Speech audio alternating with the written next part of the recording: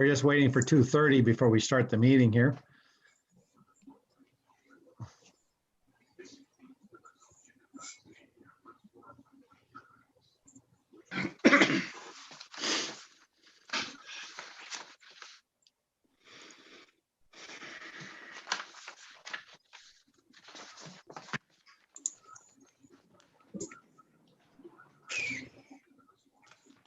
Okay, it's 2:30. Good afternoon, council. Good afternoon, staff. Anyone that's watching at home on YouTube or for a recorded version later in time, welcome. So this is our emergency council meeting today as of February 22nd, and it's 2:30, 2021. So I'll call the meeting to order at this time, and I will ask for a moment of silent reflection so we may reflect on our duties of today, please.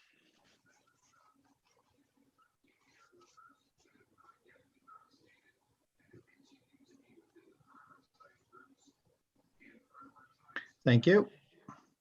I'll ask any councillor at this time if there's any declaration of any pecuniary interest.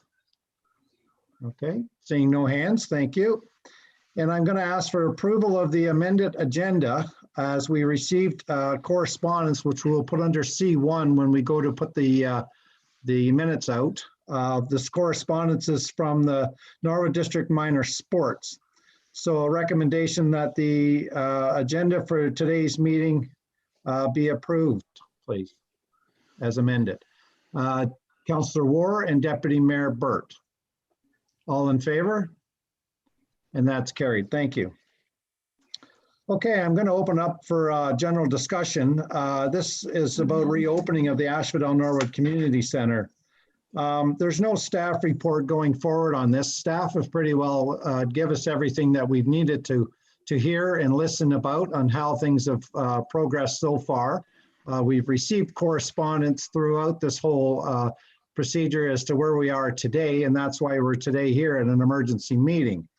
So as far as how our meeting went the last time, we actually had a motion and it seconded from before as to how the reopening was going to be. So I'm just going to ask, we're not asking for motion at this time, it's just general discussion, but Councillor Walsh, you did make that motion from before, and I'd like to open it up with you to do any opening remarks at this time, please.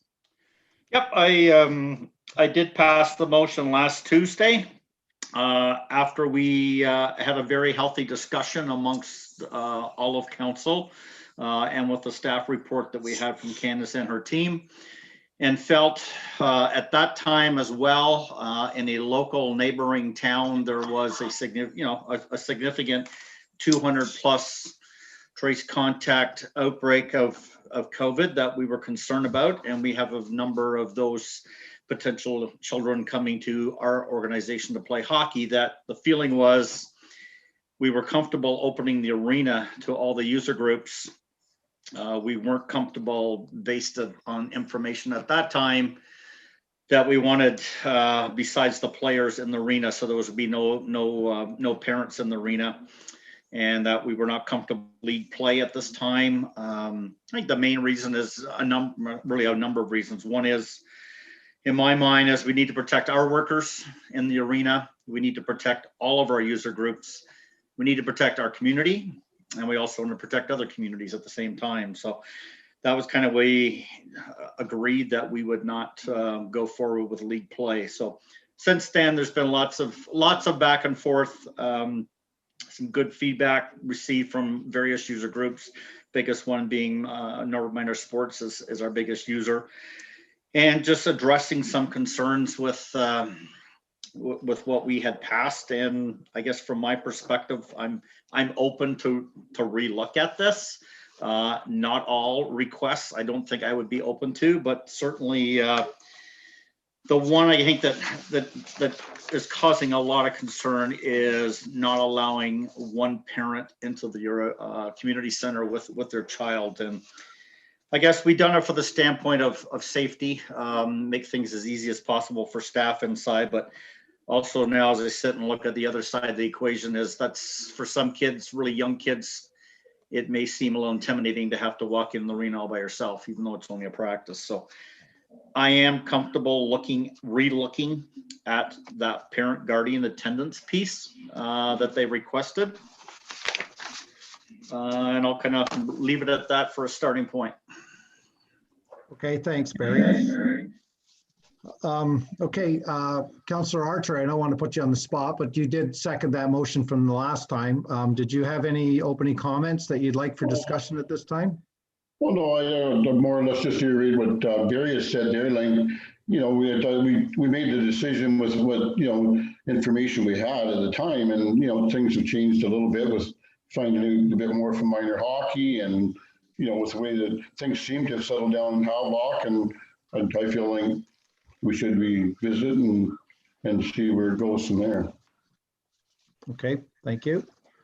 Open to the floor. I'm not going to center anyone out. Another councillor or deputy mayor, anybody would like to speak at this time? Deputy Mayor Burt, then please. Sure, I'll go ahead. Thanks for opening that up, Councillor Walsh and Councillor Archer. Much of what Barry had led with, it was a good review, and that was really the whole reason why we went back to stage one, was because of the numbers in the community of Havelock, and I think we probably would have opened in a higher stage, but we chose not to. And we even, Barry and Wilburn had put out, we'll even go with tighter restrictions. So that is what we did. I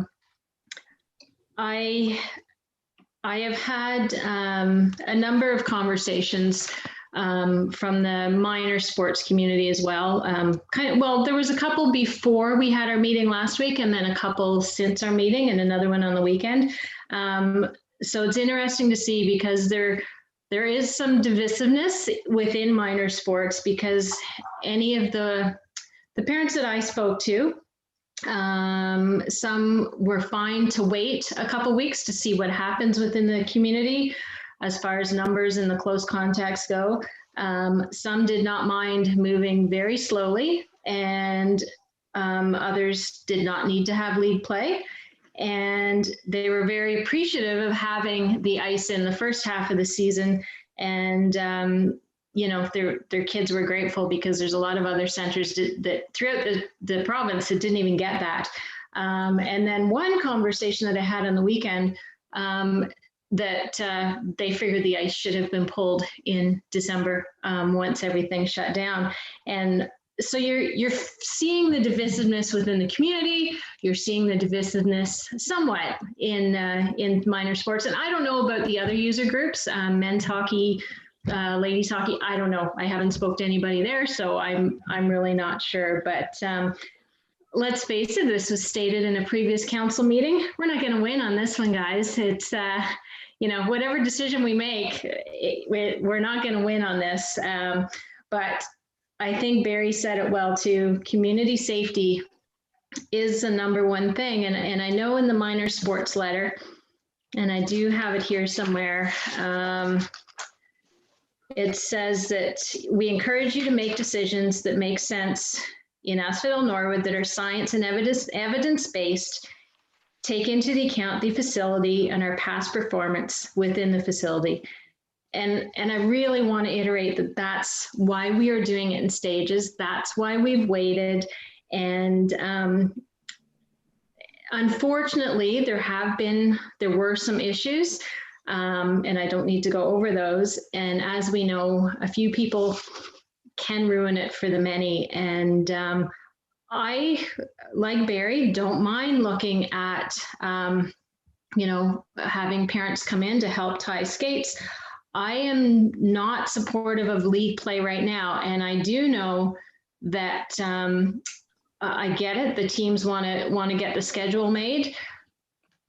I think, given that there's only 4, because I don't believe Duro Dummer is that correct? I don't think Duro Dummer is part of league play. Are they? Oh, No, they are. They're not. no, they're not. No. Yeah. Okay. So there's 4, correct? And I think with only 4 teams, and this is not a championship year at all. There's no titles to be won, and I get that. I know it doesn't make scheduling easy, but I think if we can just wait, see what happens with the numbers through the health unit, hopefully everything's fine, and then move forward in another week, 10 days, 2 weeks, whatever we find. I think we can find a balance. I really do. And I do have some other notes, but I spoke long enough, so I'll let Councillor Ward take the floor now. Thank you. That's only if Councillor Ward would like to say something at this time. Yeah, Oh, I seen the hand. There we go. Okay, Councillor Ward, please. through you, Mayor. Just to reiterate what everyone else has said, I think that we all just want to ensure the safety of the residents and of the entire township. And in addition, that has already been stated, and to protect our arena staff. And by limiting the amount of people into that facility, we do that. We can, and there has been some issues, as Deputy Mayor Burt had stated. And but I am comfortable with revisiting a few of the points in the letter from Minor Sports, if we can do it in a safe manner. So as I said, I think everyone else has said most of the things I wanted to, but I'm open to looking at some of the things that were addressed by Minor Sports. Thanks. Okay, well, good discussion so far, but we're not going to ask this to go back to staff by no means. This is stuff that we have to take into consideration ourselves today. So you've mentioned a few things from Minor Sports. I'd say let's keep the discussion going then, and then discuss some of those points that that we feel that we should keep as guidelines, or whether we try to trade something up or come to a concession somehow. But having it go back to staff now and making a decision, well, the Minor Sports is looking basically for a decision from us today, so they can do their scheduling tonight and carry on from there. So we basically need to nip this in the butt today somehow, and then move forward. And Candace, maybe you can help us out from here, please. Thank you, Mayor. I'm just throwing it out there that we could go through stage 1 through the list. I can call each item out, and then you can have your discussion and make a decision kind of on each item. And then that kind of keeps it organized, and we're not kind of bouncing around and touching on all of the different provisions in stage 1. I can gladly read them out, allow you to have your discussion, make a decision, and move on to the next point, so that the correspondence we're sending out is in alignment with council's decision. Yeah, that sounds good to me. Council, are we in agreement with that? I need a show of hands, basically. Yep. Okay, great. Candace, if you want to, we'll start one at a time and we'll go from there and have discussions possibly on each one of them. So yeah, I believe some of them will be pretty easy because they're mandated, but basically staged approaches. All ice time in stages 1, 2, and 3 will be 45 minutes in duration, allowing for 15 minutes of disinfection by township staff. Standard ice time slots will be 60 minutes and will continue to start at the beginning of each hour. All expectations of township staff, including cleaning protocols, are detailed in the Township of Asphodel-Norwood COVID-19 Safety Plan. Stage 1, a COVID-19 safety plan has been approved by the township prior to an ice rental being granted. That is mandated, legislated through the province. Yep. Yeah. Show of hands. Yeah. Yeah. Approvals of governing bodies in place prior to an ice rental being granted, for example, OMHA. Shall we do when we discuss this, I'm not sure which ones are totally mandated, so I believe that one would be a no-brainer anyway. That's a recommendation. That isn't mandated. It's a recommendation from the health unit that all governing bodies have signed off on return to play, which OMHA has, but it's just that they have, all governing bodies have signed off on a return to play. Right. So it's a pretty standard line. Okay. A signed acknowledgement by the user that all COVID-19 protocols, including this reopening plan, will be adhered to and enforced by their organization. So open for discussion, basically. Are we in agreement with that statement then? Deputy Mayor Burt? I just have a question. So is that per team or per player / parent? I asked for not per player slash Yeah. parent, because it's up to the team. Okay. I asked to receive an email from each coach of each team acknowledging that they've received a copy and that they will enforce it during their time of use at the community center. So And each user. I don't believe that was an issue with minor sports, so I. They did bring it to my attention. They didn't want each coach to have to sign it. So I just stated an email from the coach would be fine. I don't need a signature. And they were Yeah. fine with that. Okay, thank you. You're welcome. We're all in agreement with that then? Yeah. Show of hands, please. Okay, thank you. Access to the facility 10 minutes prior to rental period. So this is a decision that we've made, basically asking that that's how this is going to take place. So are we in agreement with the 10 minutes? Deputy Mayor Burt? This is for the kids to come in and then hit the ice, correct? Yep. Okay, yeah, I When think. the doors 10 get unlocked. Yeah, I think 10 minutes is good, gets them out there. And I haven't been in the arena with little ones for many years, but I think that would be enough time, so. Well, they'll be waiting at the doors anyway, probably, or close to them, ready for their Yeah. turn to come on, right? So on agreement with that or not? Show of hands? Yes. Okay, thank you. Entrance to the facility shall be the main doors to the community center. Exit of the facility shall be the side designated door. That Yep. shows flow through. Okay, hands up, please. That's perfect. Thank you. Players and participants will wait outside practicing physical distancing until being directed to enter by township staff. Show of hands. Okay, thank you. All individuals who enter the facility shall have been actively screened, be masked, use hand sanitizer upon entry, and have their attendance documented. Those are all regulated. Yeah. Yep. Thank you. No siblings, children of players, coaches, support staff, or suspended players. Show of hands. That's an agreement?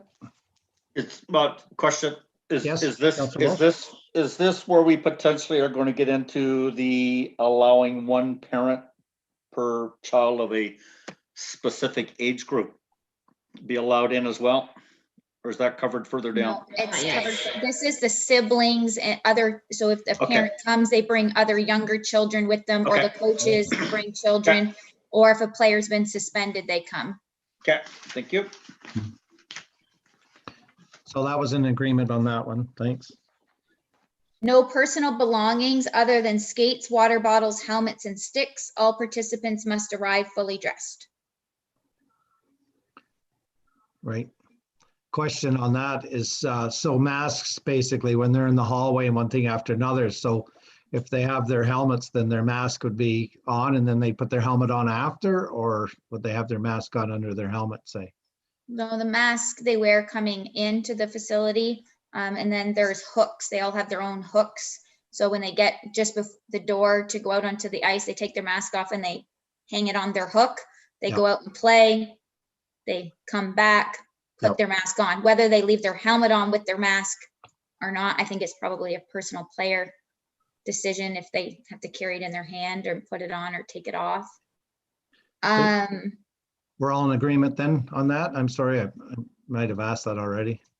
I think that may come back into play later on, but I think that conversation may come back depending on what you do With the dressing rooms. with the dressing rooms and the U13 and stuff. So Right.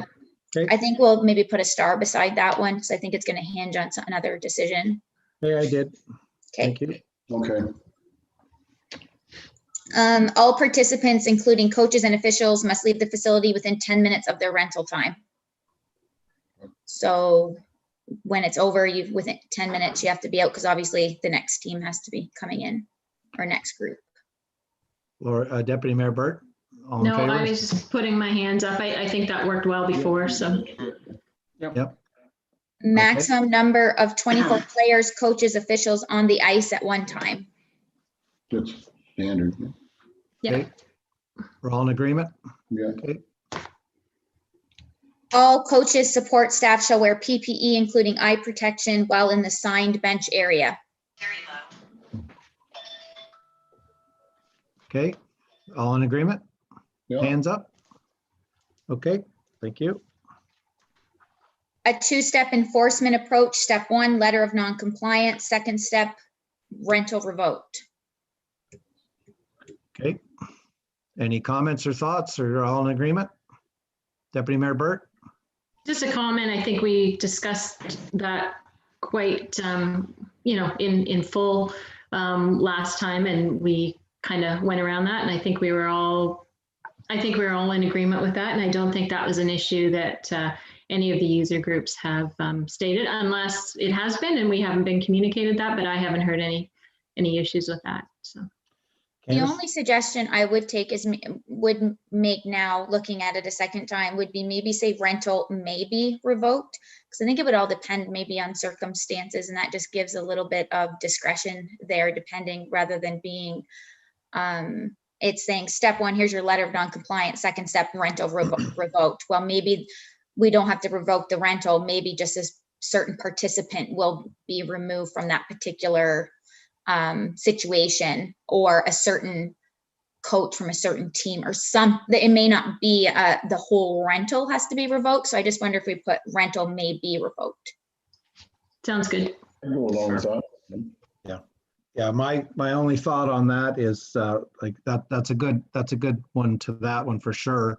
And hopefully the league would take the onus on that once the letter was received and say, either if you don't want to comply, then don't come back, basically. That's where my hope would be on that one. Thanks. Okay, no users of the facility will participate in league play with other centers. Okay, Deputy Mayor Burt? I think for stage 1, that's the reason we are in stage 1, because of that. Just like I say, we were starting out kind of at the beginning, baby steps, and sure, league play when we know everything is good in the community, or as good as it can be in the community. But as I stated in my opening remarks, I think that is the reason why we went back to stage 1 versus stage 2. So I do believe that needs to remain in stage 1. But looking forward to hearing other thoughts. Councillor Walsh, please.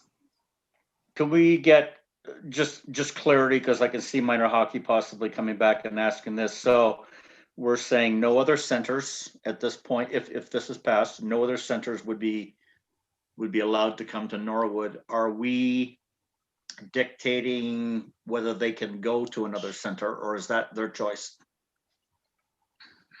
Just want clarity. It's worded based on the last meeting that no users of the facility will participate in league play with other centers. So I think that was that if you're not participating in league play anywhere, and it does kind of hinge back to minor sports letter. If they're already going to the other centers and coming here, the other centers might as well play here because they're all intermixing anyway. So I think the intention of that sentence from Tuesday, how it was drafted, was no users of the facility will participate in league play, and we didn't stipulate at which center. So I think it's the intention of this sentence is blanketed across the board for your discussion. Okay, no, that's fair. I just wanted to clarify. That's because I could see that being thought of as two ways. Is okay, can't anybody come here, but we'll go there.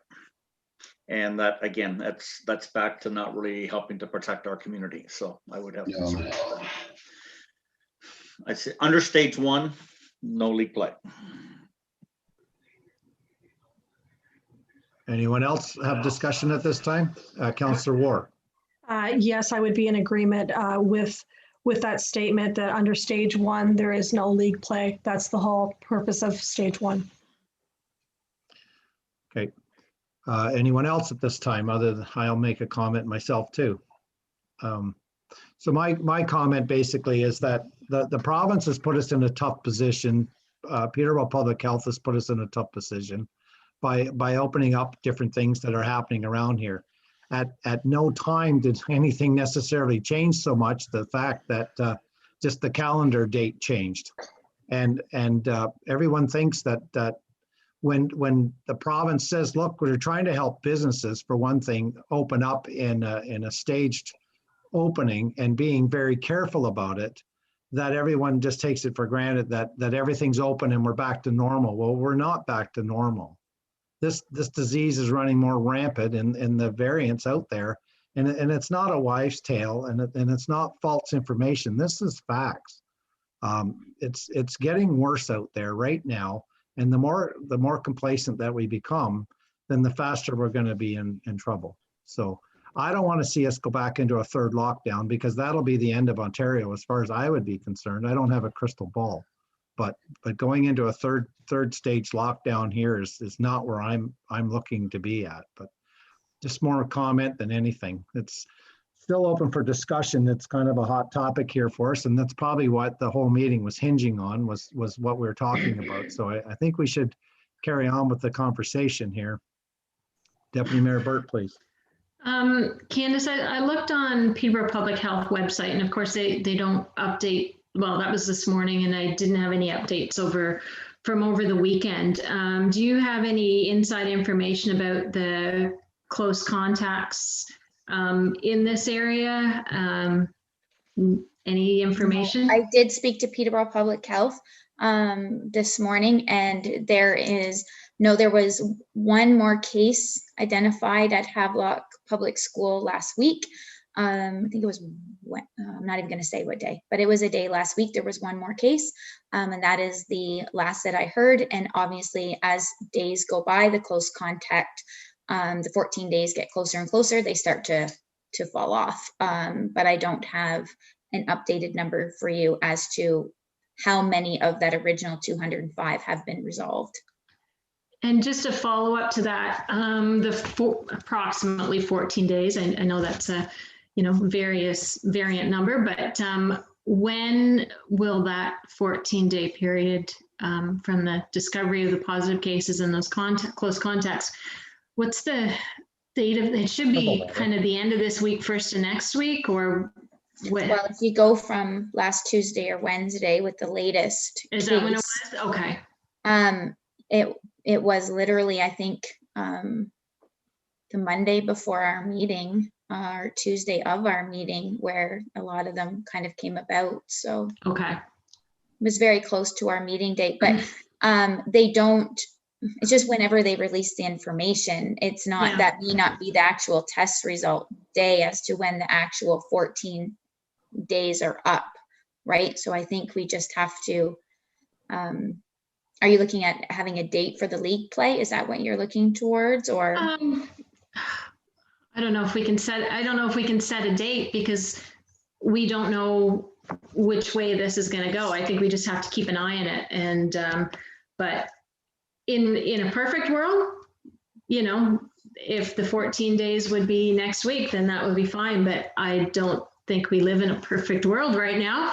So I think we just have to keep an eye on it. I would hate to set a date and then have to revisit that again. But I'm open to hearing more comments about that. But that's what this decision hinges on. So I can say that it was reported, it would be around February 16th. Okay. Would be in and around the date. Roughly. Okay, So roughly. Councillor Archer. A week ago. Well, if we don't come up with a date, then for minor hockey, then there will be no league play anyway, correct? Because they're having their meeting tonight. So if we're just going to keep it so it's just our own kids playing, then it won't matter when the league play starts, because our kids wouldn't be in it anyway. But if there's only 4 teams and they're going to make a decision tonight when they're going to play, it's pretty well out the wind anyway, I would guess.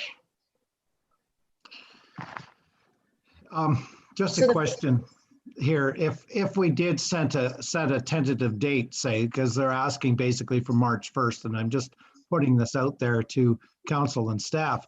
As of March 1st, if that's what they're looking for league play, nothing says that if the numbers don't change or something gets worse, that we don't have another meeting and then have to put a hold and stop on everything. But it's just some way of being, and I'm not saying that's what I want to do, but it's just another option out there that we possibly could take too. So more discussion, please. Councillor Walsh. I'm just looking at a calendar. So if we thought February 15th, 16th was the outbreak, 2 weeks would make it say March 2nd. If we want to be comfortable and give ourselves a little buffer room and not take away their ability, we just say there's no home games until a certain date in March, and we set a date. However, they need to understand that that date could get taken away if things aren't progressing well. Like, it's hard to back us into a corner today and set a date. We don't have a crystal ball. We don't know for sure. I want to be fair to them as best I can on league play, but I also got to be fair to our community. I don't want to be bringing people in here or having them going elsewhere. If they're, because there's there's issues up there in Buckhorn with a daycare right now. Yep. So I think we got to be careful. I understand where they're coming from, but I just think it's really hard to set a firm date. We can give a tentative date, but it has to be understood that we could take that tentative date away depending on what's happening in the area. Yep, that's true. Deputy Mayor Burt, please. I agree 100% with that. And if we want to give us some buffer, like the following week is March 8th, Monday, March 8th. And if they're doing their scheduling, Norwood is out of that first week of scheduling. I don't know if that's an option or not. I have no idea. It may work, it may not work. But yeah, we don't have a crystal ball, and it has to be realized league play may have to either be postponed or stopped. I don't know. It's a tough situation, but we can't be, as Barry says, we can't be backed into a corner. So. Candace, you had your hand up. Just would like council to clarify so we can ensure that the communication going back, if a date such as what was put out Monday, March 8th was moved forward with, does that mean that any users of our facilities cannot participate in league play till March 8th? Or is it going to be tied to what Councillor Welsh was saying and say that no home games till March 8th? Because that's two different directions. So just want to make sure that we're clear on what we're communicating to the user group. So if we could maybe chat about that before we move on from that, please. Just a comment before Deputy Mayor speaks is that the letter did state that come forward there, and some of it that if the kids are playing in a league and they're playing somewhere else, they're still coming back to our arena to do practices and one thing after another. So, I mean, with the asymptomatic, meaning that they could be sick but just not know it, I mean, that's a chance that they take just about everywhere right now. So that's a good one. If that's, we just need more chat, I guess. So Deputy Mayor Burt, please. I guess when I proposed that March 8th, that was Norwood would not be in league play until that time, just because of the previous statement a couple of times ago with the clarification of league play home versus away, that it encompasses all of that. So that was my intention, which I guess did clash a little bit with Barry's comment earlier. So yeah, and I'm to follow up with that, I'd be aligned to what Deputy Mayor Burt is saying is, yeah, I would not want a situation where they're playing elsewhere, not playing at home, because we've already compounded the risk. So let's just stay at home. If we're comfortable with the date of March 8th, that they can start to schedule league play at that date and beyond, pending how, I think the underlying thing is they need to understand, which I'm sure they will, is that that date isn't carved in stone. It's a best case scenario as things sit at 3 o'clock on today. That could change by 5 o'clock tonight if something bad happens. Hope not, but there's that reality. So I think long as they're clear that it's a tentative gray date that they can work towards, but it could be changed. Yeah, just, so we'll let Candace go first on that one for a second. Thanks. I do think it falls in alignment though, because of our local cases, and we postponed our opening beyond what some of the other centers did by 5 or 6 days because of the local cases. That does give the same amount of practicing time with that extra week at home before they start playing the other centers. Right. Yeah. Councillor Archer, you had your hand up? Yeah, no, I was just wondering, I agree with what Candace is saying. I was thinking maybe that we could move instead of March 8th, move it ahead so they could maybe take advantage of the Saturday, Sunday of that weekend to go out to another center if need be, but if Monday the 8th is what everybody thinks is better, then that's fine too. Councillor Ward, you had your hand up, please. Yes, I was just wondering if perhaps staff had any perspective on would it be possible to have any rapid testing for COVID-19? I know that they're starting with the schools very soon, going into schools and having a certain percentage of the school kids tested. Would that be something that would be an option for sporting centers? It has been discussed, but there has been no communication that they are going to be moving to rapid testing into the recreational sports at the municipal level. Nothing that I've received.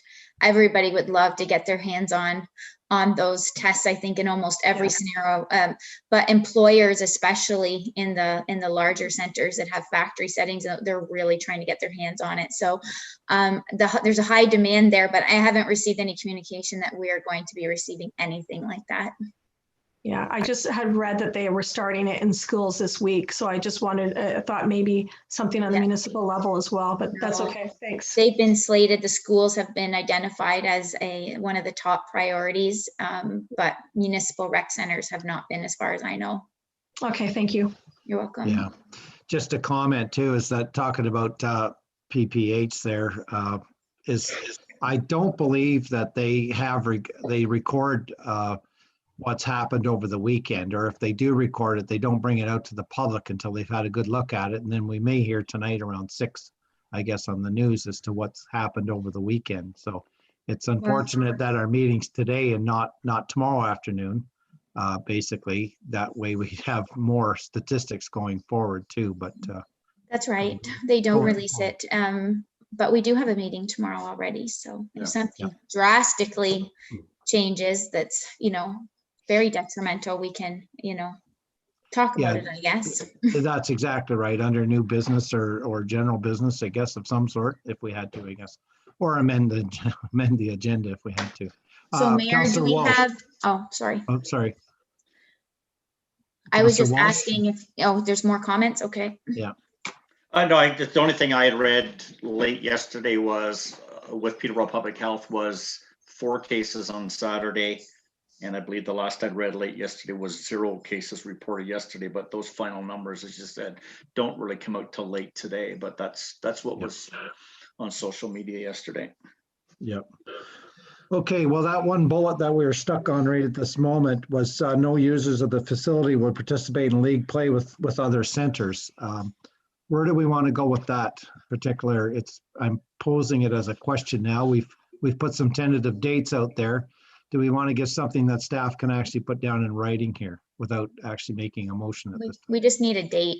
A date, yep. Councillor Ward, please. I think what Deputy Mayor Burt and Councillor Walsh and Archer said that March 8th probably would be a viable date, and it may change. That seems reasonable from perspective, but I think the only one that didn't win on the date. You're breaking up a little bit on your voice there, but that's okay. You said March 8th anyway, so that's good. Any other comments at this time? I'm not asking for a motion on this. It was just a clarification as to what we're doing, and then we'll motion when we go to move on after. Candace, please. Mayor, Counselor Archer put March 6th or 7th on the floor. So I just want to make sure that for the Saturday and Sunday, to make Yep. sure that that is, to make sure that that gets around the table as well. Yep, I was going to come back to that too.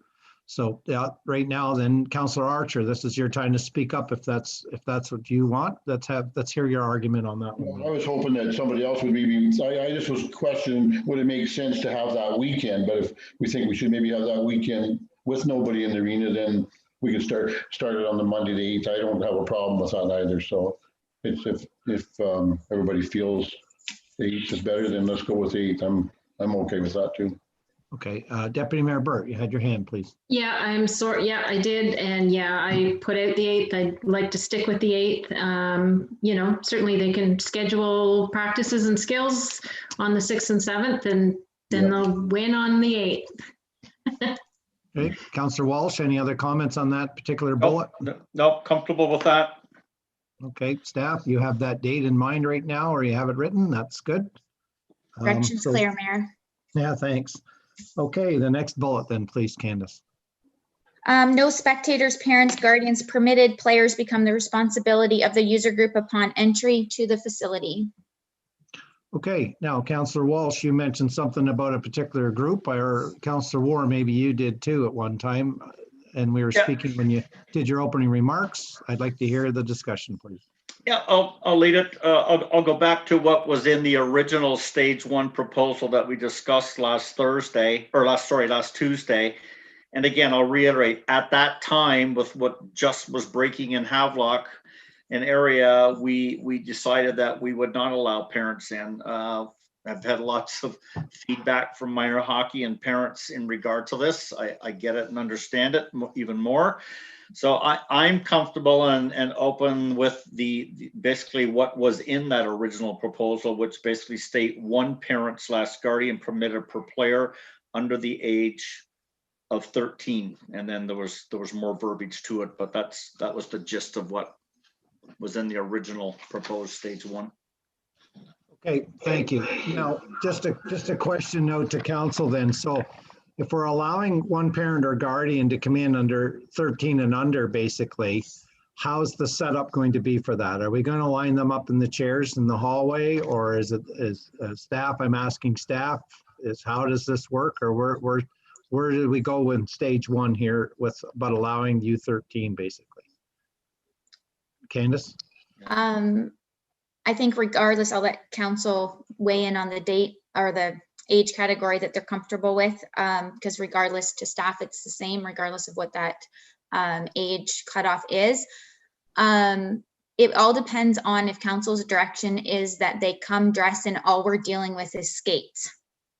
Yes. If they are able to come in and assist their child in the building, there's a couple of questions we need answered now that we're permitting parents in the building. Before, when we weren't allowing parents in the building, we never really got into this discussion, but it's going to be, what are they permitted to be in the building to do? Are they permitted to be in the building for the duration of the time their child is on the ice? Yep. 2, are they just getting them ready and leaving? 2, are the players coming dressed, and are they just getting their skates on? Or are they actually bringing in hockey bags and getting dressed in the facility? Because depending on the direction of council, that'll determine, because that is heavily going to tie the dressing rooms into this conversation. The chairs in the hallway, we found as staff, the dressing rooms were easier to keep people separated and to create the physical distancing rather than in the hallways and the chairs lined up and people walking back and forth.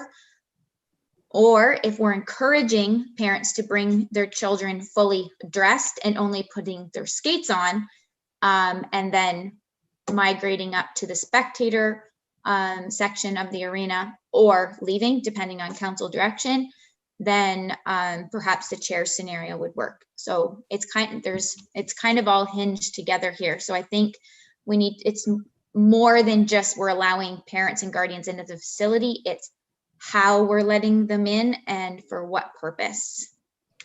Okay, thanks for that. So this will be a good discussion going forward here too, but just another comment and maybe clarification from staff that compared to how it worked the last time, no matter how it works this time, the people that are in there, parents, guardians, children, whoever, they all must be wearing a mask no matter what now, where before it wasn't always like that, right?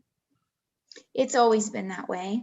Has it? Yeah, it's always been that way, that they've been masked because they weren't able to maintain the distancing. What has changed is the PPE requirement for the coaching staff. That's, I think, the change you're referring to. And that wasn't in place when we first opened, and it came into fruition kind of halfway through the last season. Okay. I guess you want to call it season. But now that hasn't really changed, but everyone needs to be masked coming in for the duration of time they're in the facility.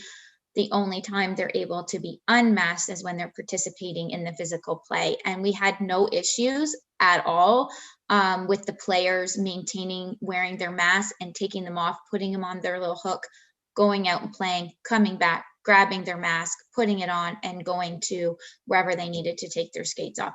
Zero issues with that to date. Okay, thank you. I just noticed in the letter there that it said there was problems maintaining distance and one thing after another because of the hallway, but The hallway was challenging. That's why we went to the dressing rooms. Right, okay. All right, it's open to council on the floor now then, please. Who would like to go first? Councillor Archer, please. I'll go first. I think we should really consider using the dressing rooms for them to put their skates on, and I think they still should come dressed, but they can put their skates on in the dressing room, and then they can hang their mask up and put their helmet on, because it is a lot easier to get them ready in there, the 13 and unders, and then they can go on the ice and come back off. And then I think for the parent or the guardian should be able to social distance and be there for the hour that they're on there. 45 minutes they're on the ice. Okay, thank you for that.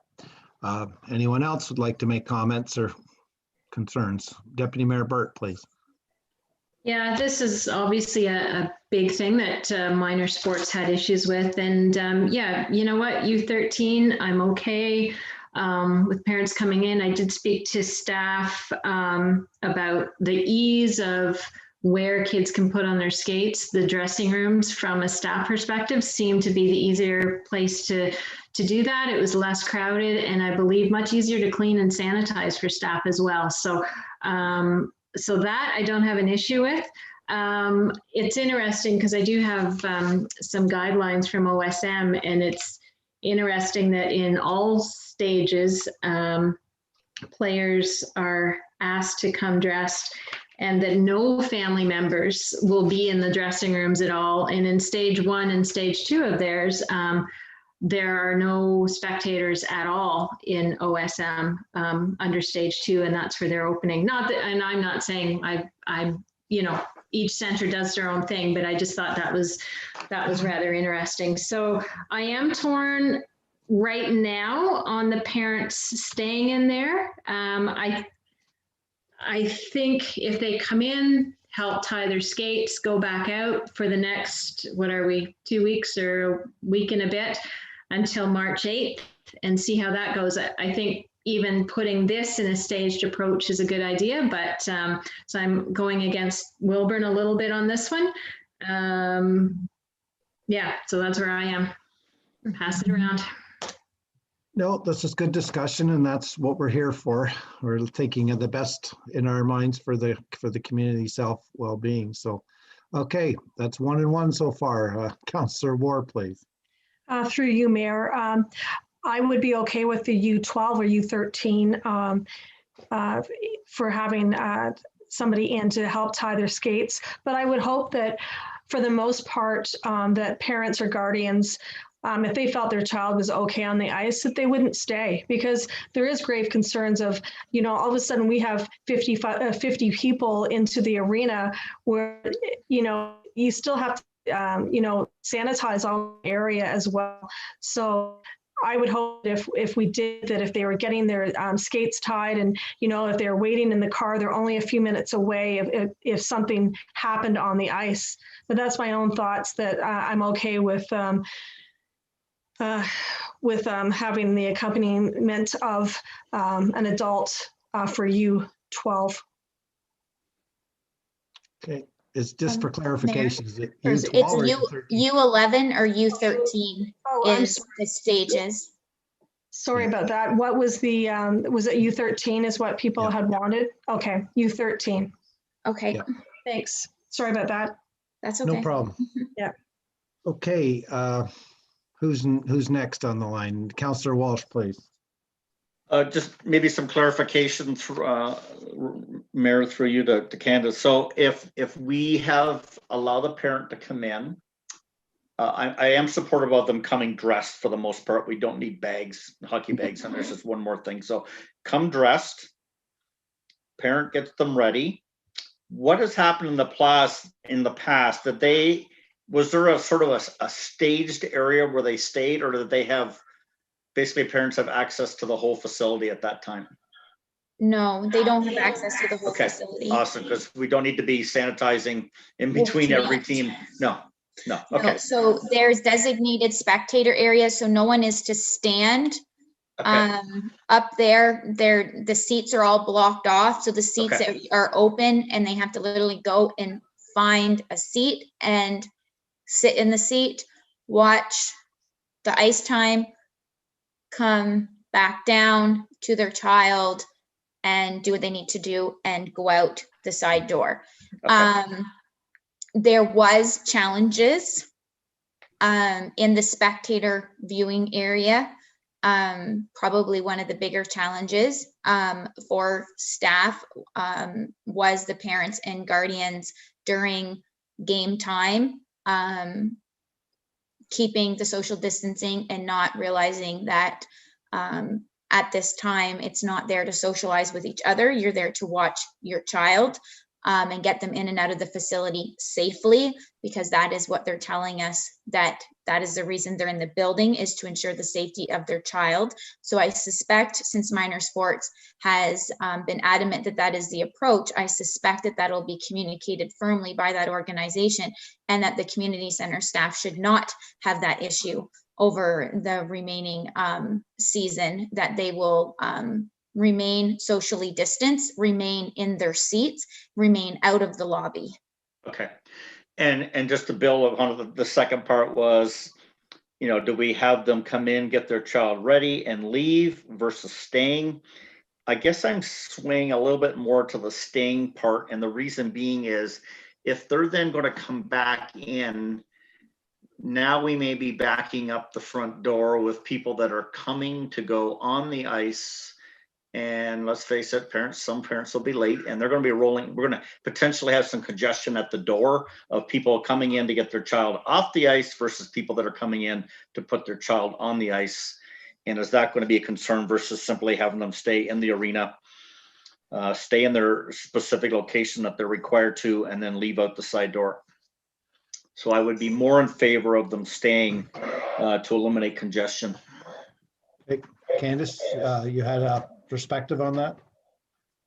Yes, I think with the two-stage enforcement approach with the letter, and then I think that is going to be the tool we need to address it. I do have similar concerns with the congestion as far as having to set up a staged area outside where when you're coming for the next rental, you have to stay in this area until we get all the parents back in for that last rental. I think you have to have an outside staging area. I'm not saying it's impossible to do, but it is definitely a consideration, as long as once they get in the building and once they go to games, we have a third staff person on that assists with the sanitization and disinfection. If we're allowing parents to remain, because that's a big change from last Tuesday. Now they're not only are they allowed in the building, they're allowed in the building and into different sections. So the responsibilities of the staff have greatly changed in a week. So we would have to schedule another person, I think, because now they're going to have to sanitize and disinfect all the stands where people are sitting, where before we were kind of leaning towards maybe we would see that when they're in gameplay versus just skills. So we brought that third COVID person in for gameplay versus practices. Just throwing all of that, but the congestion at the front door is definitely a concern for sure. Yeah. Yeah, it's unfortunate that we can't be like a fitness club where you can just hand the sanitizer to the person that's using it and say, there you go, clean your apparatus after using it. But it's too bad we can't do that, but we have to be safe and we're the ones that take the ultimate responsibility in the long run. I mean, we're the ones that we're in control of our own destiny here. We're in control of our own lawsuits and whatever we want to say that could come down the pipeline here. So we have to do our due diligence. So, okay. Yeah, there's liability with everything. There's always liability, regardless. Doesn't matter what you do. You're breathing, you're a liability these days. So I think if you're allowing, from a staffing perspective, if you're allowing the parents in, and council has already made that decision, I think you're making the decision for those parents. If you're allowing them in the dressing room to tie skates, having them go to the stands and out the side door is probably the easiest, rather than having them out and trying to get them back in and not mingling with the next group. I think logistically it's going to be challenging, but council has to realize that this decision does mean adding another person to the schedule, because we can't do it with two. Right. Deputy Mayor Burt, please. Yeah, I was going to make the comment too. We have that letter in place, so hopefully that alleviates any issues as far as concerns in the stands. And yes, it is staff responsibility to get that out there, but I certainly hope that, the teams and the coaches and the executive are very supportive of that letter and the stance that we have taken on that. I'm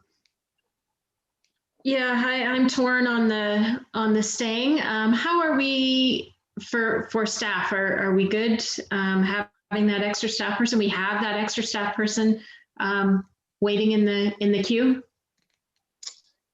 I don't have an abundance of any staff in any queue, but we can.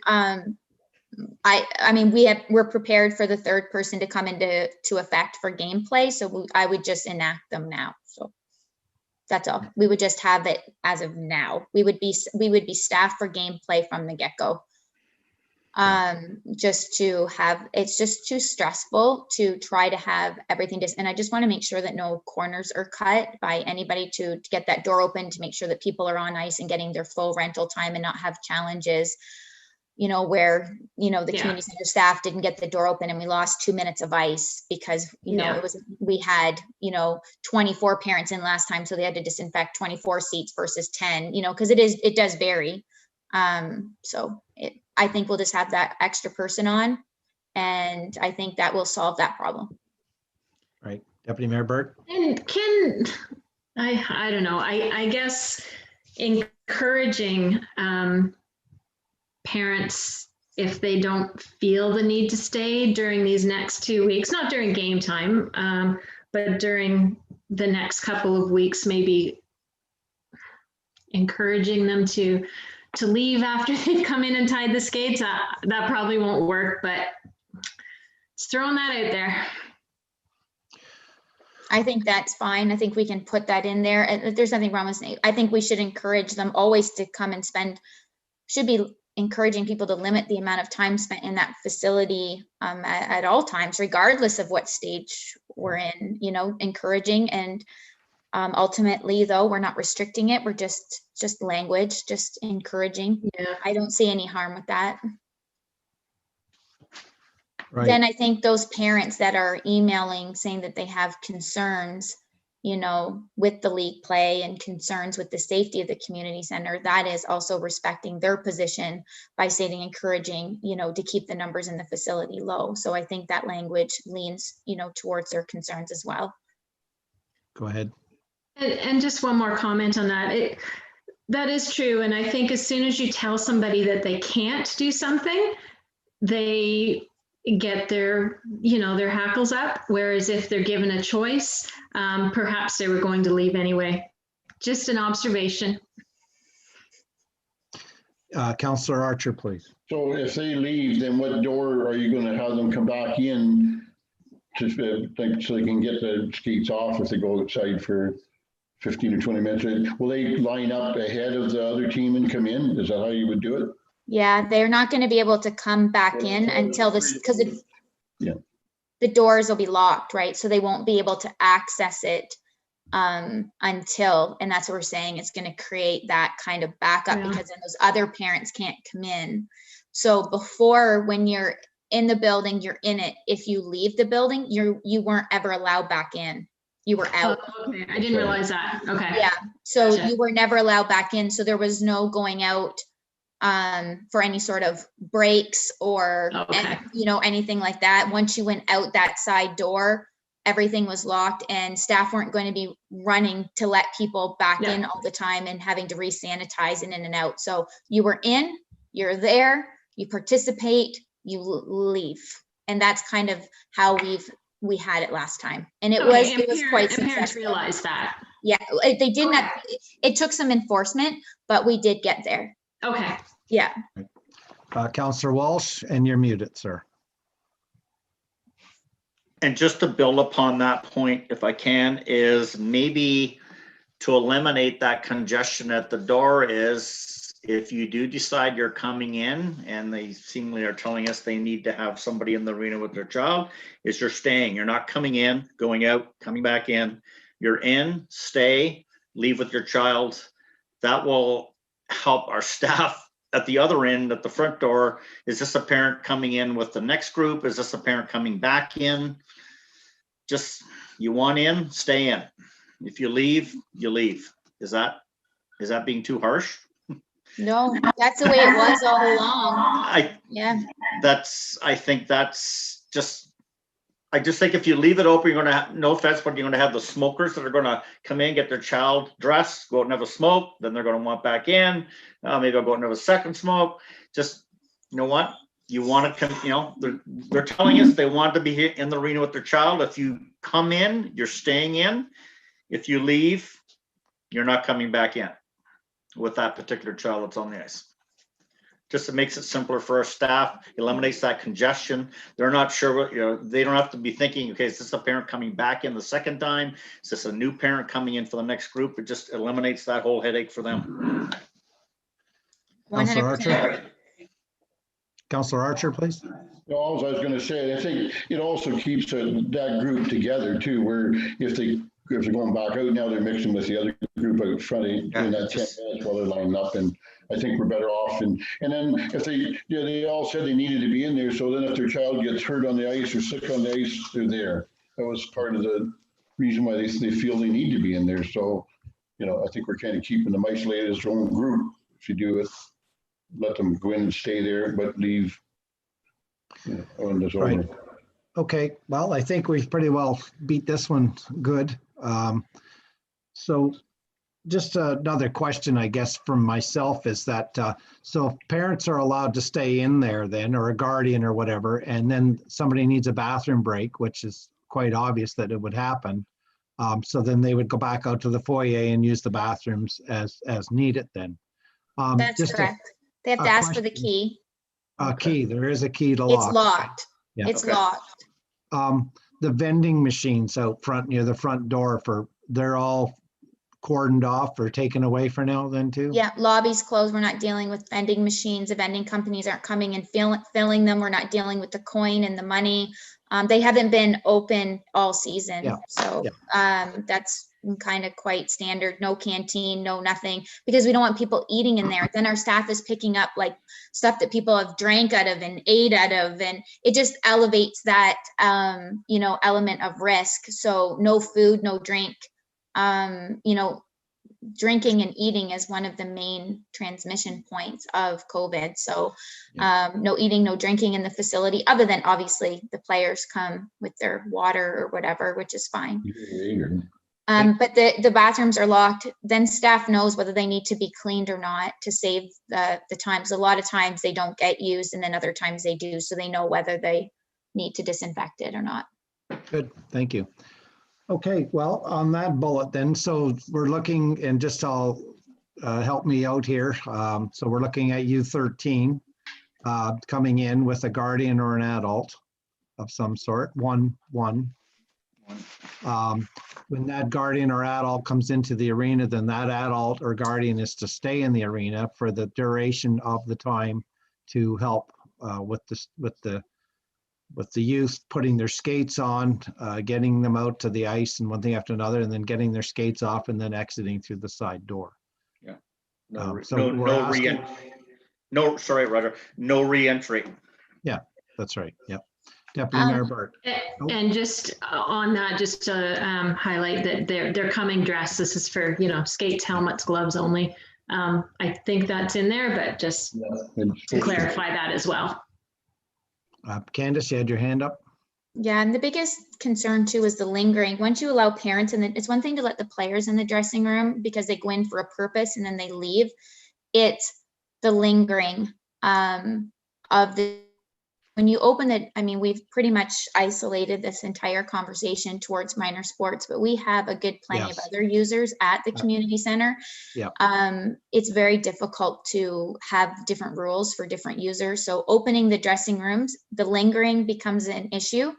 Even if you look at it from a minor sports perspective, getting those parents out of those dressing rooms is a concern. So we need to have strong language back to minor sports that the parents need to be dealing with their child and leaving that area immediately. The staff don't want to be going and shooing people out of those rooms, which is something that does happen. And it's just an extra thing that we don't need to be dealing with, as well as then are we opening the dressing rooms to all other users, including men's leagues and women's leagues, because we have both in the arena. So now you're opening them to the adults, and opening the dressing room to the adults. It changes the dynamic of the facilities for those rentals.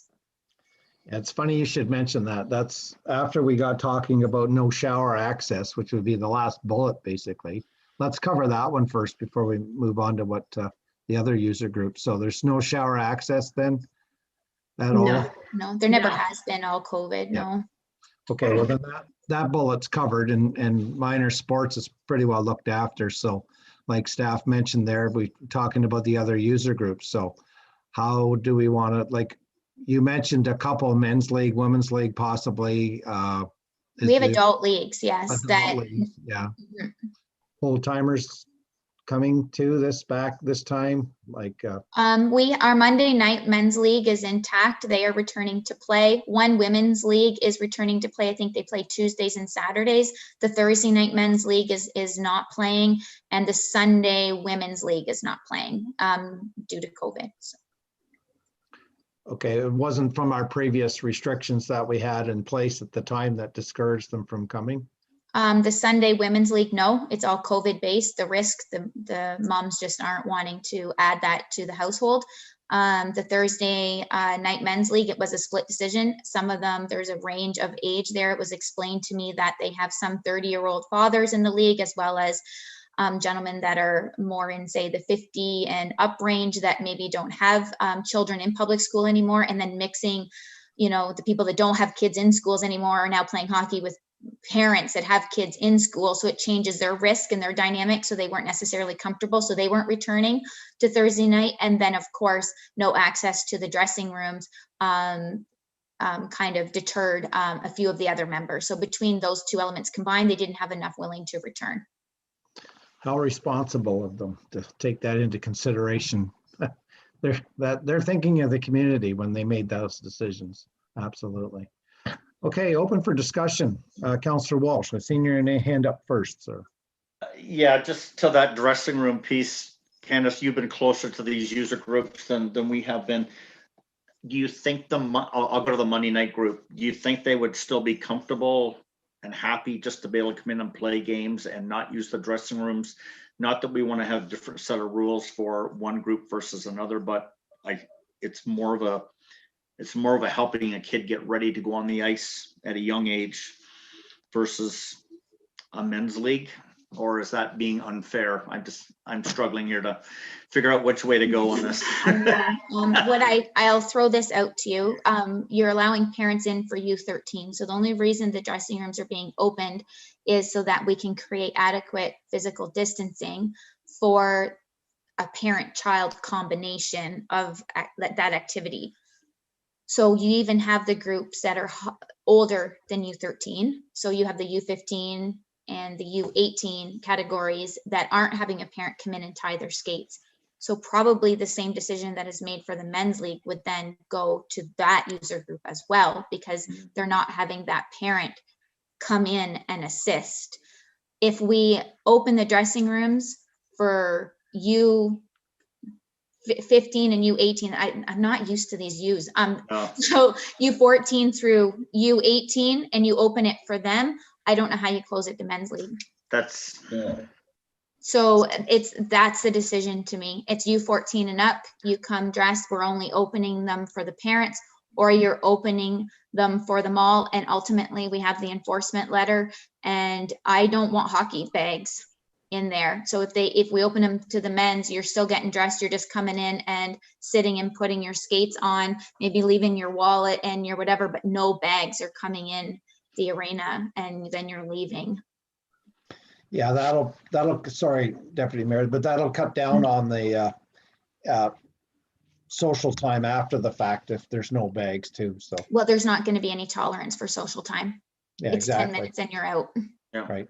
Deputy Mayor Burt, you had your hand, I'm sorry. Yeah, that was exactly what I was going to say.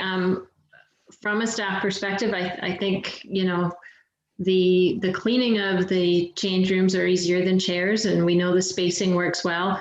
Yeah, they come dressed 13 or above 13, whatever age you are above that, you come dressed, you put your skates, your helmet, your gloves on in the change room, no bags. I think that's what we have to do. If the dressing rooms are going to be open for the U13s, I think it has to be, but again, we've got that letter we can fall back on.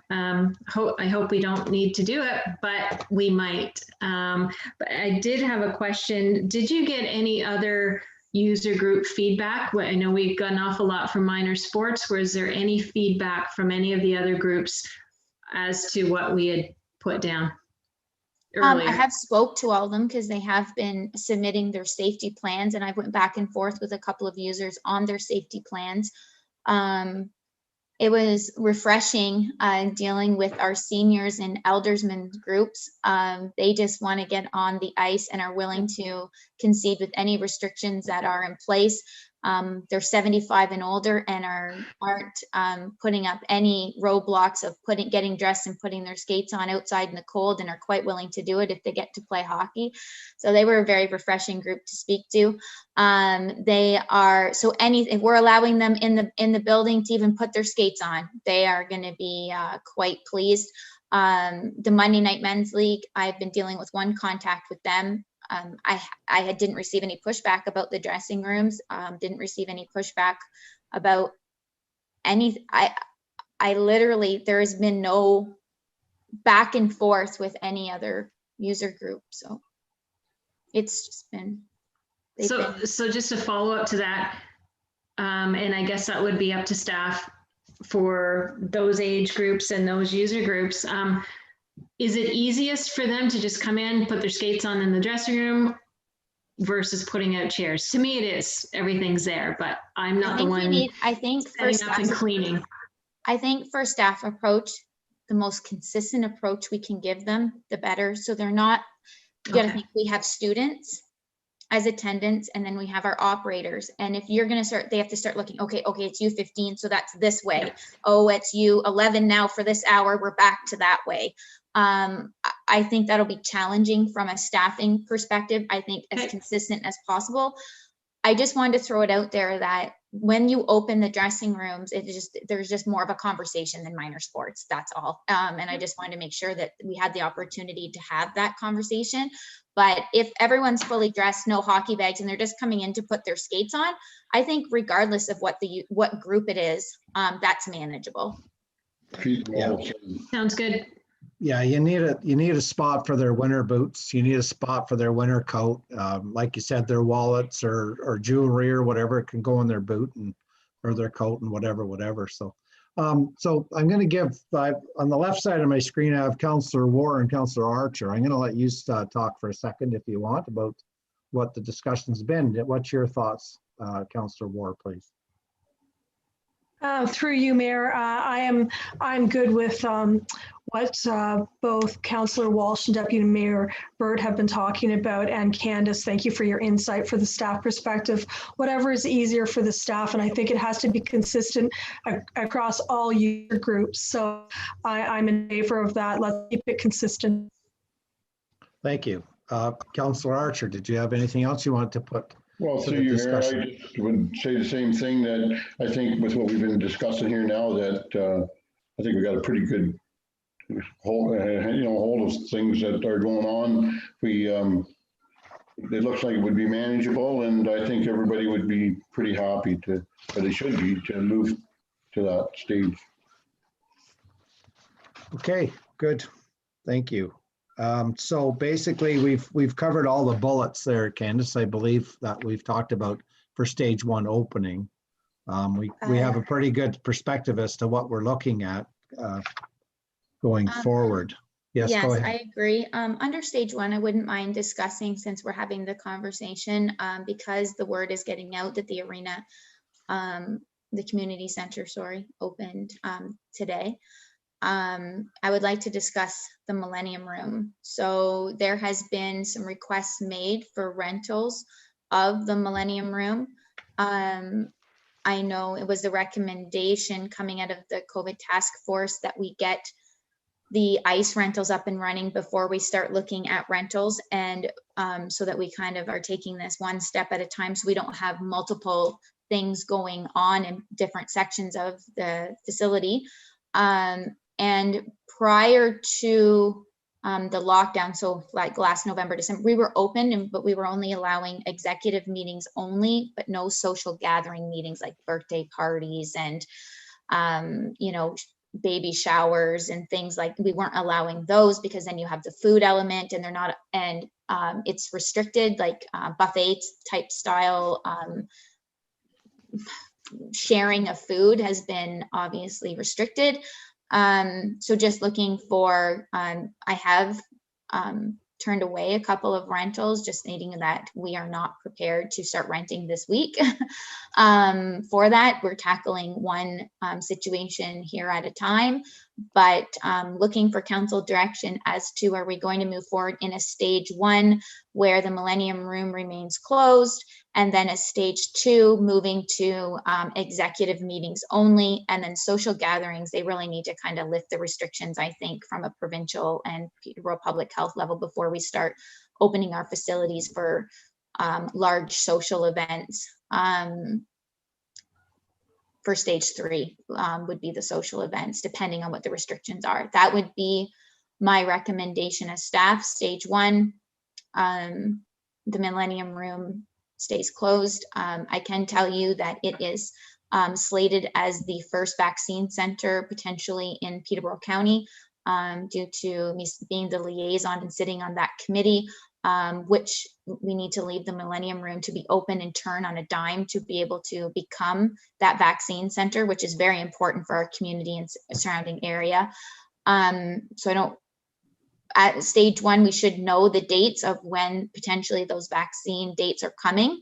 So if we remain in stage 1 with nothing, stage 2, go to our meetings where we allow our user groups to meet in the facility. And then stage 3 is social gathering. But I'm hoping council would support that the vaccine center dates that Peterborough Public Health wants to use our facility would kind of trump any other use of that facility.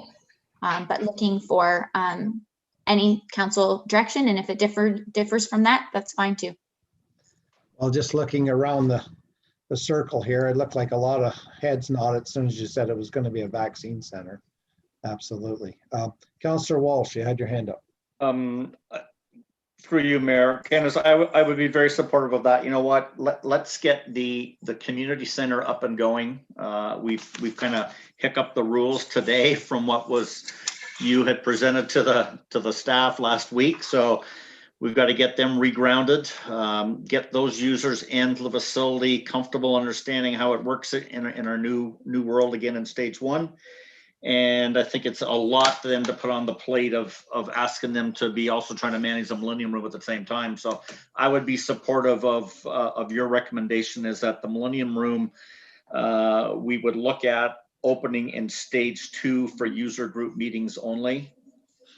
And that we would look at social events potentially for stage 3. And that you're okay with then if I have to cancel any sort that the COVID vaccine center dates, 'cause Absolutely. it trumps everything. COVID. Because I may trumps upset everything. some people if I'm canceling their rentals, but because they got vaccine and they advise that it could be a day or two, like very quick turnaround, so. Yeah, I won't use the word Trump. I'll just say that COVID would be ahead of any other booking.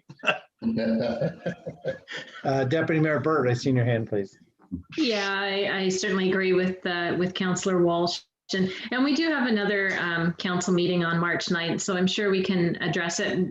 We might have some dates. You never know, maybe we'll know some vaccine dates at that time, but as long as, we'll take a look at it then, let the community center staff get the arena opening under their belt and then go from there. And I know one of the reasons to keep the Millennium Room closed was because we weren't sure where we were gonna put the hockey people. Obviously they're not going in there, but yeah, let's just wait, take a look at it. And yep, the vaccine center comes first. So as long as any users down the road realize that, they may have to be bumped. I think that any user group would be very understanding of that. Yeah, just another comment for council's consideration too, is that the Millennium Room is not our only space available basically for a rental. So, I mean, we also have the town hall, we also have the libraries, one thing after another. So keeping those closed possibly, if we're not opening the Millennium Room, is probably the right thing to do too at this time until we get farther into where we're at. But I need a discussion on that too, I'd say, to see where we're at as to what our feelings were. So open the accounts. Candace, please. When it comes to the libraries, it has been the recommendation from the COVID task force that the libraries not be opening for programming or facility rentals, just due to the space in those facilities are so small, and the ability to keep people separated and monitoring. It was a recommendation to keep, and it's been that way all the way along, and to move any rental requests that come from the library to the Millennium Room, because it's already staffed. The library wanted the renters to be cleaning and disinfecting after their rental, because they necessarily didn't have the staff there all of the time for the rentals, where that was highly advised against by Peterborough Public Health, as it needs to be a trained person with the appropriate chemicals and like disinfecting and cleaning to ensure that facility is ready to go for the next user group, not leaving it to a paid user group that is paid, or a renter to do that. So that is one discussion. The other discussion is the town hall. As of right now, that has been solely kept for the Breakfast Club and the food bank, due to how the food bank has to operate. They are back to appointment only, and I think they only had one distribution day where they weren't appointment only. So they're in there quite a bit, making the phone calls. They had 57 families their last distribution day, so they had to call 57 families, come in, bag 57 packages, make the appointments, and go out. So that hall is still being utilized in that way, as well as St. Paul's Breakfast Club is in there every morning from Monday to Friday. And the goal has been to try to isolate, obviously, the volunteers for those two user groups as their essential users. If we want to start looking at opening the town hall, we will have to change the dynamic of those two groups. So I would need to know that in order to communicate with them to kind of change how they're operating. Yeah, what I was mostly getting at was, I guess, is that we still have to just reiterate to the public that we have to be patient still, and that we're not willing necessarily to start opening up the floodgates. But that's the argument. If the arena's open and you're allowing kids to do certain things, then why isn't the rest open? And that's the argument. So coming forward on something like this, as we agree on stuff and disagree on things, we still have to be a unified group, and it is a decision of council going forward. That's something that we have to stick with and keep with. And if we do have problems in the public or questions or answers that we may struggle with, then that's how we pass them on to our CAO. So that way we all have a consecutive and the right approach amongst ourselves to go forward from this. So it's being a unified group. We don't want to go out there and start saying, well, he said, she said, when council's made a decision. It is a council decision going forward, and it's something that we have to stick with and live with. So what's the discussion on the town hall? There really wasn't one. Can we have one? So I know what I'm doing. Deputy Mayor Thank Burke, you. please. Yeah, if you want to get a discussion on that, no, I just leave it status quo the way it was. It's been that way all the way along. We don't need to do those changes. There's still a lot of restrictions in place, and let's just keep it as is. We don't know when those vaccine clinics are coming to the Millennium Room, and there's not a lot of meetings placed yet. We can all do Zoom, and we've done Zoom since last March or April. So I say we continue doing that, and it's time. We just need time. So that's my opinion. Keep it status quo. Good comments. Anyone else? Councillor Archer, I thought I seen your hand there. No, I'd be agreeable to it. I think that's just leave it the way it is. I mean, it's being used by the food bank and stuff, and they'd have to start making changes on them and just, where are they going to go? Like, to get all these changes made. So just leave it the way it is for now and see where we're at in 30 or 60 days from now. Right. Councillor War? I agree. I think that the 57 families that are using that food bank, they need the priority to get their food supplies, and it's well used with that group doing that. Well done for those volunteers. Yeah, and the school breakfast too. And the school breakfast. That's high priority in our township too. Councillor Walsh, did you have any thoughts or comments? Basically, just to re-echo what the rest of council has said isn't like we do not have a place for somebody to rent. The Millennium Room still is a viable option for a user group that does need to do a rental. And really, the food bank and St. Paul's breakfast program are priority right now, and let's just leave things the way they are. Right. But the Millennium Room is not going to be open at this time until not till stage 2. Yeah, that's fair. Yeah, right.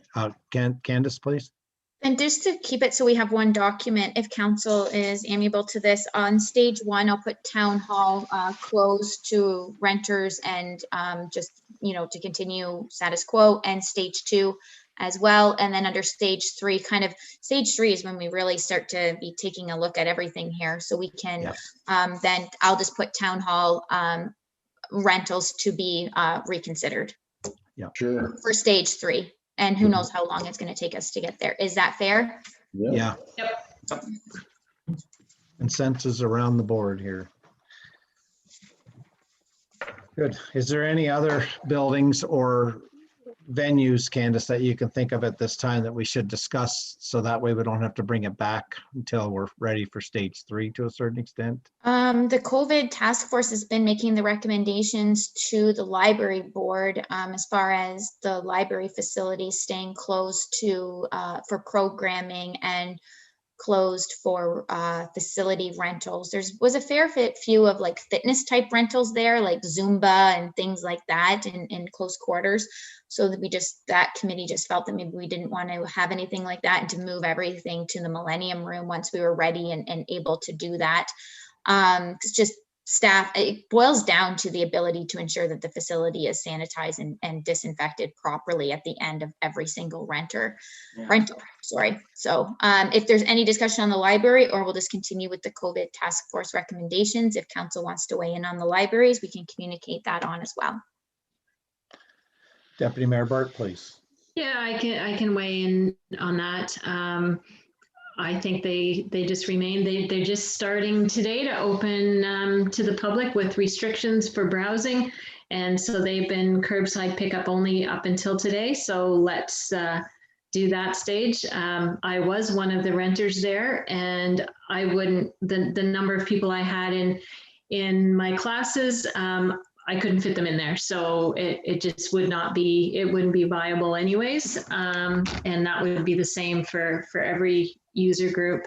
And I don't think there's going to be any change for many, many weeks there. So no, well, as you know, I am part of the task force as well. And I would just as soon keep the rentals when they come to the Millennium Room for now. And certainly we keep looking at it down the road. Right. Is that basically the consensus from the rest of council then, just with the hands up, I guess? Sure. Okay, so without going into big details, so staff has the thoughts behind from what council has brought forward. Well, we've pretty well covered everything that we were wanting to talk about under the general discussion. Thank you very much. I just want to reiterate that, well, first of all, we're going to have a motion basically, I guess, to go forward. yeah. It's going to be an in-depth motion. So like basically, I guess I would ask staff to help highlight a lot of the stuff that we discussed is to be part of our motion. I couldn't ask councillor or the deputy mayor to start reiterating everything that we discussed. Hopefully, I can do it, Mayor. That's fine. Yeah, thanks. That's what I was asking for without actually asking. So No, that's okay. good job. That the Council of the Township of Asphodel-Norwood adopt an amended staged approach reopening plan for the Asphodel-Norwood Community Center with the following amended provisions. Stage 1, no users of the facility will participate in league play until Monday, March 8th, 2021. And then in brackets, pending status of pandemic. Spectators, parents, guardians permitted for U13 and under only. No dressing rooms will be available for the purpose of putting on skates only. That the Millennium Room will be closed, that for rentals, that the town hall will remain closed for rentals.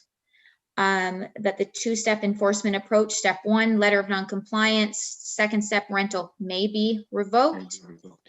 No personal belongings other than skates, water bottles, helmets, sticks, and a small bags for personal belongings.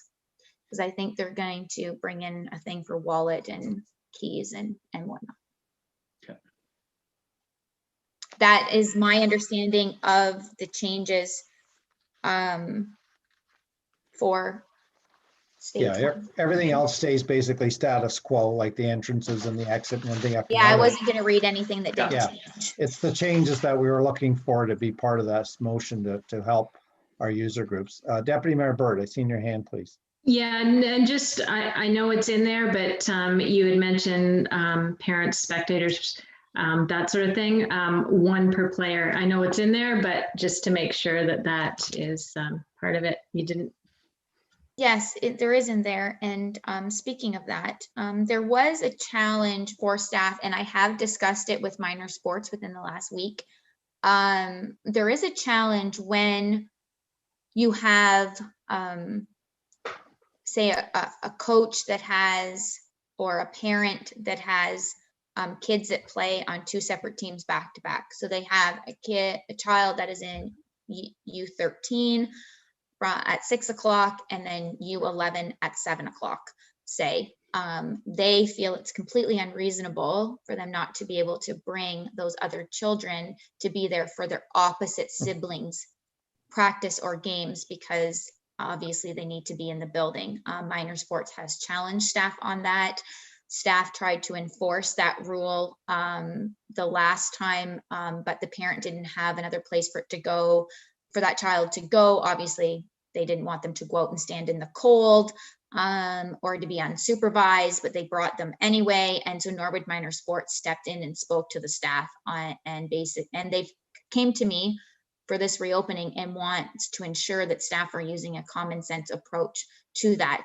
That basically goes against everything we've decided today. And the enforcement letter.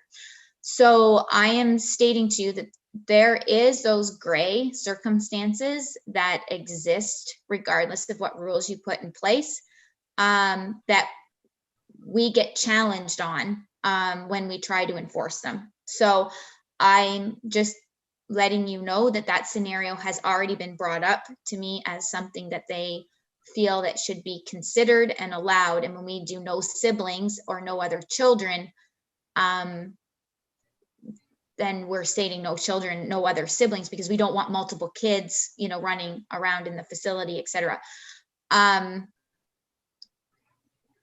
Any thoughts? Are we going to be hard, fast? Are you going to leave it just to staff to deal with situation specific circumstances and deal with the enforcement letter at the time? I just know that situation came up more than once and has already been highlighted to me by minor sports. So you will be contacted, I suspect, because members of council have been the go-to during this entire conversation. So I suspect that you will be contacted if my staff make a decision that is not considered satisfactory to the user group. So I might as well know council's position now going in. Yeah, no matter how it looks when there's a confrontation, somebody's going to get a phone call, Absolutely. whether it be you or whether it be one of us. It won't, based on history up to date, it won't be me. I just have to deal with the fallout. I'm not the first call. Yeah, and I haven't either.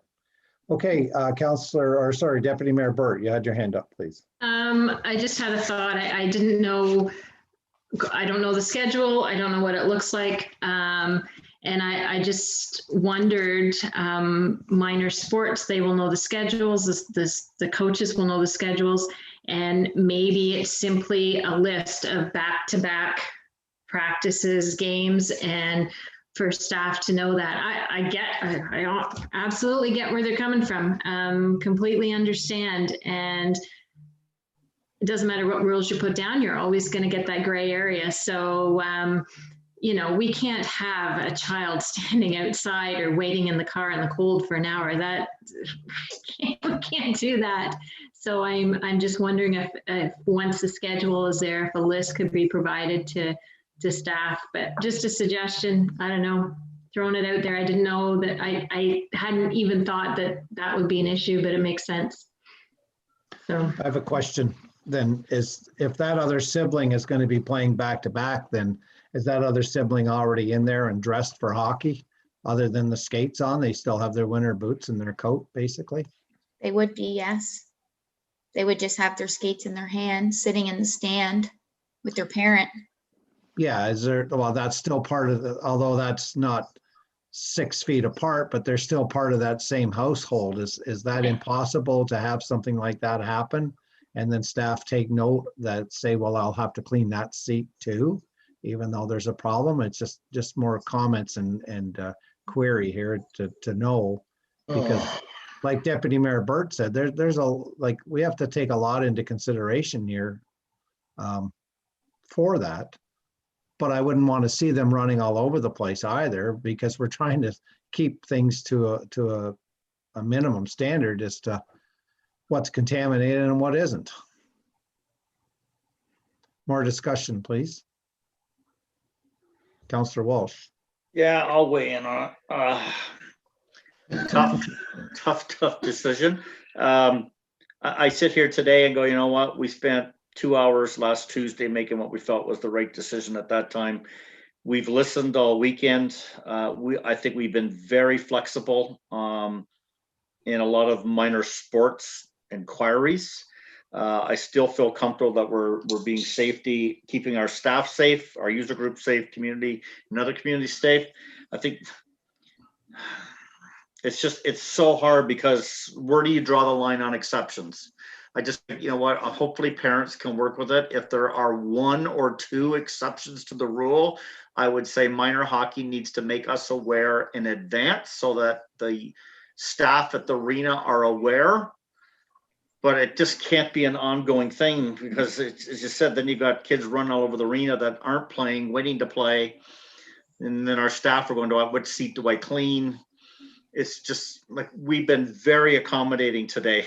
And I just think, I get it, for some parents, this is an issue, but man, oh man, I think we've been overly flexible today, that we have to draw the line at some point. Okay, Counselor, I seen your finger up there. Yeah, well, the only thing I was thinking is, like, if they're playing the very next hour, maybe we have to figure out something to be flexible. But if there's an hour in between them, then they should have to take one child home and bring the other one back, because there's just no way it can go there for 2 hours, because that means that one child has to be there like 3 hours by the time they come for their brothers, an hour in between, and then their hour. Like, there's no way we can allow something like that. If it was back to back, I'm not sure. Or do we allow the parent that lead to take that other child home and somehow re-enter, like, to come back? I mean, because once the rink, we have it set up, they can't go back in. But if the other child, if they brought them both and they took the one home, would we allow that parent back in? I mean, it's another gray area. Like. Yeah, I think we'll just try. I guess the point is that I don't expect you guys to necessarily provide direction, and I'm not going to put it in the motion. I just making you aware that the conversation has happened in the last week. And it happened on more than one occasion during the last opening. So I suspect we will find ourselves in that situation, and just due to the communication with counselors, I do suspect that I just want to give you a heads up so you're prepared to have that conversation, and staff will try to, I mean, we are reasonable people. It's just very difficult when you give a set of rules. Look at it from a staff perspective. Yeah. You have students in an arena that you have given council motion to enforce, and then they have a situation in front of them where this parent and minor hockey executives are saying to them that they're not using a common sense approach and that they have to go against it. So it puts them in, like, they don't know what to do, because it's like, well, council is directing me to do this. This is what Candace is saying I have to do, but now I have this situation in front of me. What do I do? Well, what happens is my phone will probably ring. That's going to be the direction. I don't want them making these decisions on their own. I don't think that's fair. So any gray area circumstance like that will be decided by me. So when the conversation moves to the council arena, it'll be me that has made the decision. It won't be them. It's not fair. No, because they're given clear direction, and the gray areas come up and they don't know how to deal with it. Yeah. It's not fair to put them in that situation. And I think we have been more than flexible, and these gray areas shouldn't happen very often based on how flexible today has been, in my opinion. Yeah, just another comment before I forget is that no matter what rules or stipulations you put in there, people always look for another way around it, no matter how you do it. So just a comment. Deputy Mayor Burt. Yeah, just on that note, and I had that written down in my notes for earlier, I think clear communication is the key, and having clear communication from the minor sports executives and teams. There will be issues that come up, and it would be really nice if they communicated that to staff, like Barry said, ahead of time. So maybe, there's 2 or 3 families a week that this is affecting, with back-to-back practices or games or whatever the case may be. And I think that also that lands on their shoulders as well, that they have to be clear to staff that, this is a family, this is what's happening right now.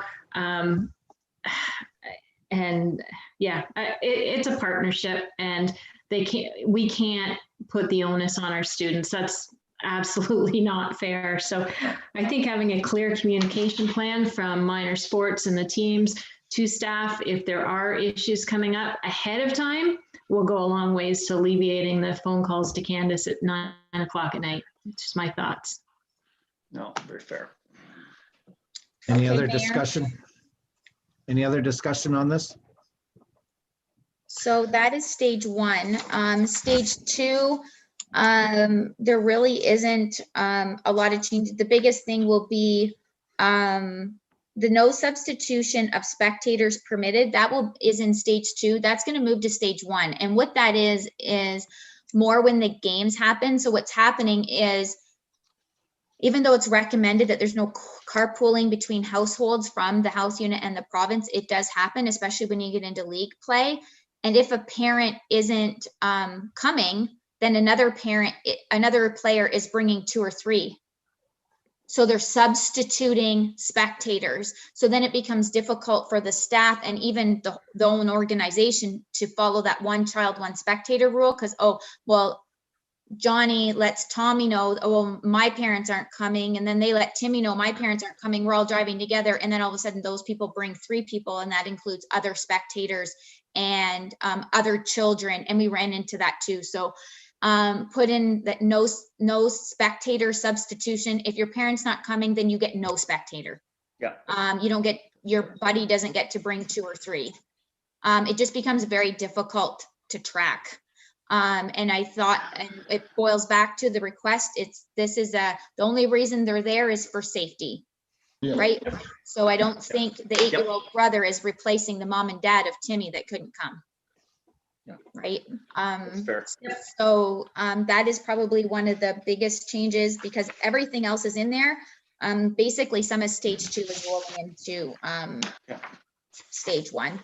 So other than the Millennium Room will be open for executive meetings only. Capacity will be determined based on the public health rule guidelines of that time, because obviously they keep changing.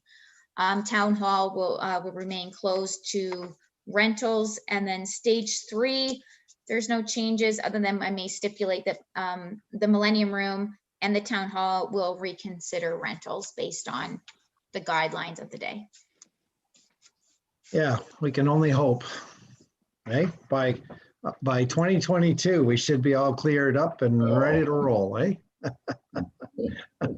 That just makes me sick even saying it. Okay, well, not to reiterate a bunch of stuff, but is council clear on what basic our motion is then? Like, it was the changes of the stage 1 that we made basically, but some of the stuff wasn't brought up under the bullets only because we didn't change them. So I will send an amended document out to council when it's been amended, which will obviously be tonight. yeah, unfortunately, yeah. Okay, so I'm looking for a motion then basically to help out with our discussions of today for the reopening of the Norwood Asphodel-Norwood Community Center. Who wants to make that motion? No. Councillor Walsh, you want to do this again, sir? Absolutely. All right. Now, Councillor Archer, did I see your hand for a seconder? Okay. Did we all see that? Thank you. All right. So now that we have the motion in place there, before I ask, I just want to make a comment that I know I'm going to speak to the motion, but it has to do with a lot of it here. But I just want to remind council that today's discussion and the decision that we've made is a decision that we've made together, and we need to stay together on a lot of these decisions. We can't go outside after we're done here and say, he said, she said. This is a decision of council. I can't not stress that enough, that we're in this together. We're supposed to be a team. That's the effort that we want to make. Staff are worked overtime. Sorry, no overtime. Staff have worked a lot of Don't use extra that time. word. Staff have worked Extra a lot of hours, extra hours, Mayor, extra hours. Yes, I hear you. But anyways, I just want to say, like, we pledged this way back when we first took office, that this was part of our code of conduct, that we wouldn't go behind and say, he said, she said about whatever, how things went. So I just want to keep this open, transparent, do the best that we can for our community. We're thinking of our community for their safety. That's where we're here, and we make policies and procedure, basically. And we try to do the best job that we can, even though, like we said before, and Deputy Mayor Burt said at the beginning, no decision that we make here today is going to fit everyone. That's for sure. But all we know is that when we leave here today, after I call for this motion to be all in favor, I would hope that that we stick with it and we go forward from here as a team and try to do the best that we can for our community. So The motion's on the floor. Candace, before I call, you had your hand up? When does council want to consider to move to stage 2?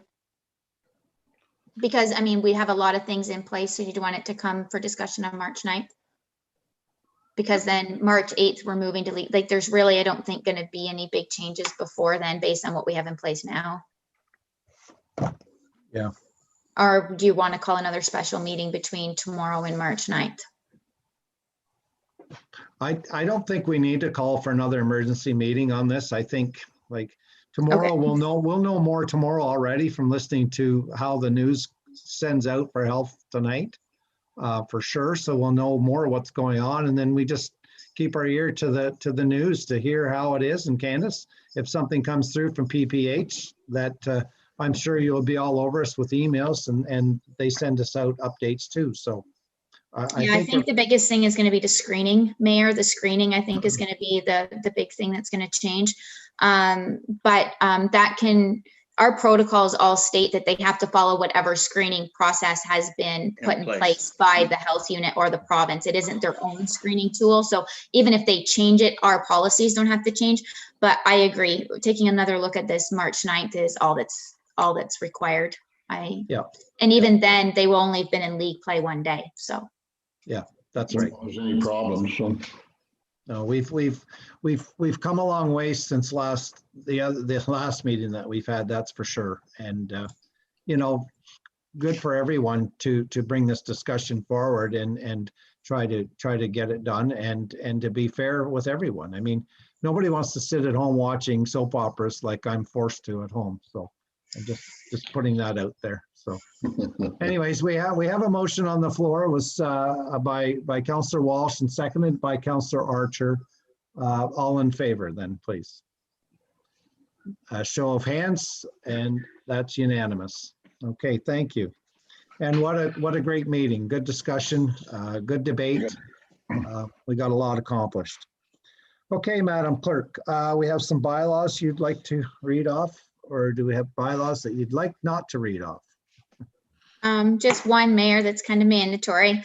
The confirming bylaw, being a bylaw to confirm the proceedings of the emergency meeting of the Council of the Township of Asphodel-Norwood held on February 22nd, 2021, be read a first, second, and third time and numbered bylaw 2021-13. Thank you. Motion by Councillor Ward, seconded by Deputy Mayor Burt. All in favor? And that's carried with unanimous hands. And then I will call for a adjournment then at 4:21, and that this would end our emergency meeting of February 22nd, 2021, and that we will meet for our regular meeting on February 23rd, which would be tomorrow at 1 p.m. Councillor Archer, seconded by Deputy Mayor Burt. All in favor? And that's carried unanimous. Thank you very much. And thank you to staff for all your hard work over the weekend. I'm sorry we put you through that, but part of the job. So anyway, council, have a good afternoon. See you tomorrow. And everybody be safe.